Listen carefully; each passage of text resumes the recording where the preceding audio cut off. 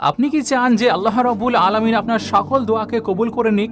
তাহলে আপনাকে করা উচিত একটি ছোট্ট আমল, আর যা আপনাদেরকে এখনই জানানো হবে। যদি আপনি এই আমলটি করেন তাহলে ইনশাআল্লাহ মাত্র ২১ বার পড়লেই প্রথমবারেই আপনার সকল দোয়া কবুল করা হবে। আপনি যে কোনো নামাজের পরে, যে কোনো ওয়াক্তের নামাজের পরে আপনি যখন সালাম ফেরাবেন, সালাম ফেরানোর পর আপনি ৩ বার দরুদে পাককে পড়ে নেবেন। ৩ বার দরুদ শরীফ পড়ার পরে আপনি সাজদায় মাথা রাখবেন। সাজদারত অবস্থায় ২১ বার ইয়া আরহামার রাহিমিন, ইয়া আরহামার রাহিমিন পড়বেন। এটি শুধুমাত্র একটি সাজদার ওয়াজিফা। এই আমলের পর আল্লাহ রাব্বুল আলামিন আরশের ফেরেশতাদেরকে পাঠিয়ে দেন, যারা আপনার সকল ধরনের চিন্তা আর সমস্যাগুলোকে দূর করে ফেলবে।